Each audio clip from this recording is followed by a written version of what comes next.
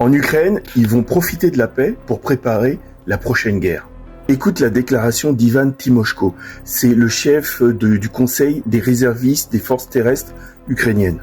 Kiev devrait profiter de la pause de plusieurs années pour accumuler des forces et passer à la prochaine phase de la guerre.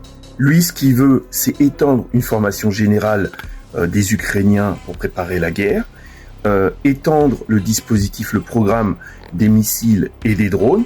Il dit aussi, si nous parlons d'une trêve, nous devons comprendre que si vous voulez la paix, préparez la guerre. Si vis pacem parabellum. Maintenant, est-ce que son point de vue est réaliste? Alors, le ministre de l'Unité nationale ukrainienne a déclaré ceci. 70% des Ukrainiens ne reviendront pas en Ukraine, même après la fin du conflit.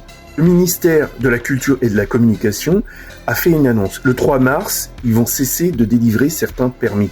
Ce sont des permis de voyager à l'étranger qui étaient réservés aux artistes et aux journalistes. Les gens qui travaillaient dans la culture, la sécurité de l'information, les médias, etc. avaient un permis spécial. Le problème, c'est qu'ils revenaient pas. Voilà, il y en a beaucoup qui ne revenaient pas.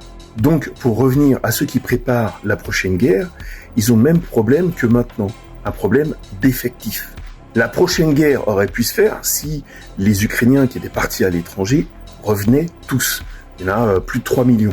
Et dès que la guerre sera finie, il y en a un certain nombre qui vont partir définitivement. Et les Ukrainiens, l'armée ukrainienne, auront le même problème. L'effectif, le manque d'hommes.